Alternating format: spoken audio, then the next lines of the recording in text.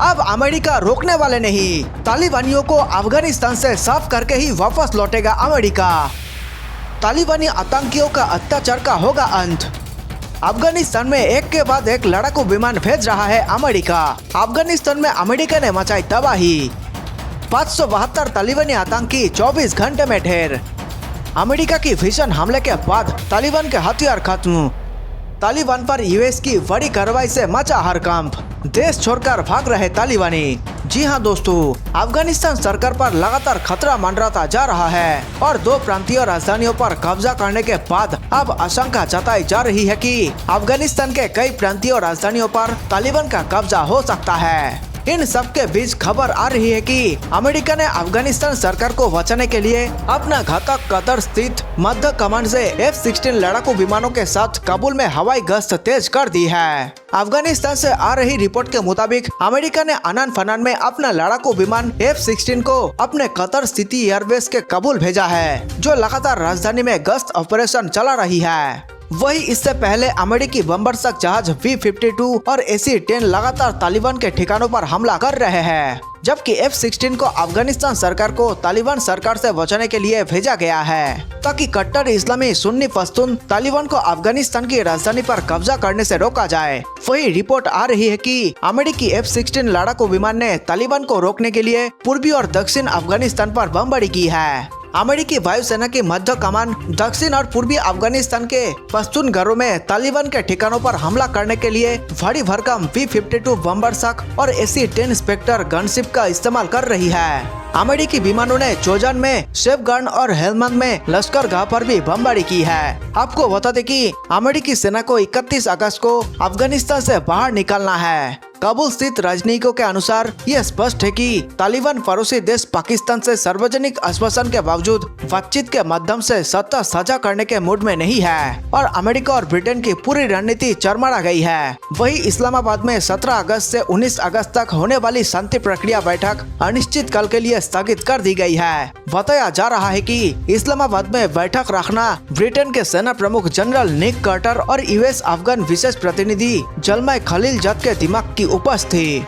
Report के मुताबिक अब पाकिस्तान चाह रहा है कि अफगानिस्तान के राष्ट्रपति अशरफ गनी को इस्लामाबाद के राजकीय दौरे पर बुलाया जाए और उनकी मुलाकात आमने सामने तालिबान के नेताओं से करवाई जाए। हालांकि रिपोर्ट है कि अफगान राष्ट्रपति ने पाकिस्तान का राजकीय दौरा करने से इनकार कर दिया है और उन्होंने पाकिस्तान पर तालिबान को बढ़ावा देने और अफगानिस्तान की बर्बाद स्थिति के पीछे पाकिस्तान को ही जिम्मेदार ठहराया है। वही रिपोर्ट है कि पाकिस्तान के शीर्ष नेताओं ने तालिबान के मुल्ला याकूब और सिराजुद्दीन हक्कानी जैसे नेताओं से इस्लामाबाद में बैठक को लेकर बातचीत की है। अफगान सेना की बैठक भी 11 अगस्त को दोहा में निर्धारित है, जिसमें संयुक्त राष्ट्र, यूरोपीय संघ, कतर, तुर्की, ईरान के विशेष अधिकारी शामिल होंगे। वही तालिबान के साथ अपने करीबी रिश्ते की वजह से पाकिस्तान पूरी कोशिश कर रहा है कि भारत को इस बैठक से अलग रखा जाए। वीडियो में आगे बढ़ने से पहले सभी भारतवासियों को मेरा नमस्कार। देश प्रेमियों, वीडियो को लाइक करके आप 5 स्टार दे सकते हैं ताकि हम आपके लिए रोज ऐसे ही राष्ट्रहित में वीडियो लाया करें।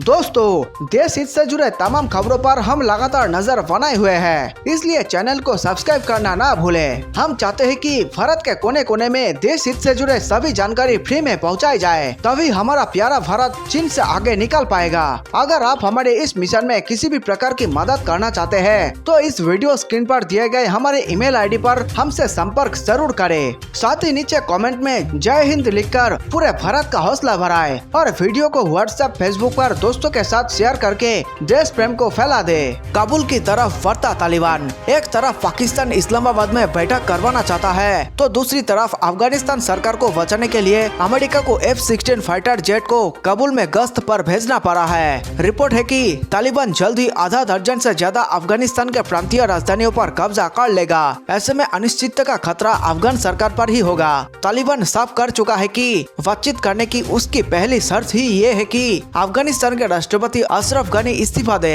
और जानकार बताते हैं कि तालिबान का यह नया डिमांड पाकिस्तान के इशारे पर है। क्योंकि अफगान सरकार लगातार पाकिस्तान को बेनकाब कर रही है। 3 प्रांतों में भीषण लड़ाई जारी। दूसरी तरफ अफगानिस्तान के सैनिकों ने अब तालिबान पर हवाई हमला काफी तेज कर दिया है और टोलो न्यूज के मुताबिक 3 प्रांतों में अफगान सेना और तालिबान के बीच काफी खतरनाक लड़ाई हो रही है। कुंदुज में तालिबान को रोकने की कोशिश लगातार अफगान सेना कर रही है, लेकिन बताया जा रहा है कि तालिबान ने चौक ये कुंदुज पर कब्जा कर लिया है। वही इलाके से दर्जनों परिवार अपने जान बचाने के लिए घरों को खाली कर निकल गए हैं। अफगान कमांडो का नेतृत्व वाले एक कमांडर ताज मोहम्मद ने कहा कि दुश्मनों ने पिछले 24 घंटों में कुंदुज शहर में हमले काफी तेज कर दिए हैं, जिसके दौरान उन्हें भारी नुकसान हुआ है। हालांकि उन्होंने कुंदुज के निवासियों को आश्वासन दिया कि सुरक्षा बल शहर की रक्षा करेंगे। ऐसे में सवाल ये है कि क्या अब तालिबान काबुल पर कब्जा करने वाला है? और दूसरा सवाल ये है कि 31 अगस्त तक अफगानिस्तान से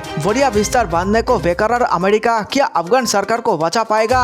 तो वही भारत और रूसी सेना की जुगलबंदी से बेचैन हुए पाकिस्तान और चीन दोनों के सपनों पर फिरा पानी। भारत और रूस के संबंधों पर उठ रहे सवालों के बीच दोनों देशों की सैनिक इंद्र 2021 संयुक्त युद्धाभ्यास में अपना दमखम का प्रदर्शन कर रहे हैं। रूस के वोल्गोग्राड में जारी इस युद्धाभ्यास में दोनों देशों के सैनिक एक साथ युद्ध की बारीकियां सीख रहे हैं। इसमें टैंक, हेलीकॉप्टर, लड़ाकू विमान और ड्रोन का भी इस्तेमाल किया जा रहा है। दोनों देशों के बीच इस संयुक्त युद्धाभ्यास से चीन और पाकिस्तान बेचैन हुए हैं। इस युद्धाभ्यास की खास बात यह है कि आतंकवादी हमलों को नाकाम करने और जवाबी कार्रवाई करने की ट्रेनिंग भी हो रही है। बता दें कि भारत और रूस दोनों ही लंबे समय से आतंकवाद से पीड़ित रहे हैं। रूस में एक तरफ जहां चेचन्ना के उग्रवादियों ने पिछले दशक तक जमकर कोहराम मचाया था, वहीं भारत को अब भी पाकिस्तान प्रयोजित आतंकवाद का शिकार है। एक वर्ष रूस के इस बयान से खुश हुए थे पाक और चीन। पिछले कई वर्षों से भारत रूस संबंधों की मजबूती पर सवाल उठते रहे हैं। रूस के विदेश मंत्री सर्गेई लावरोव ने पिछले साल दिसंबर में कहा था कि अमेरिका के नेतृत्व वाले पश्चिमी देशों के कारण रूस के साथ भारत की कड़वी साझेदारी एवं विशेष रिश्ते कमजोर हो रहे हैं। रूस की सरकारी think tank Russian international air force council के एक कार्यक्रम में लावरोव ने आरोप लगाया था कि अमेरिका के कारण भारत इसमें दूर होता जा रहा है। रूस के इस बयान का असर पाकिस्तान और चीन पर जरूर पड़ा होगा। दोनों देश रूसी विदेश मंत्री के बयान के बाद जरूर खुश हुए होंगे। दोनों देशों के ताजा सैन्य अभ्यास से चीन और पाकिस्तान मायूस हुए होंगे।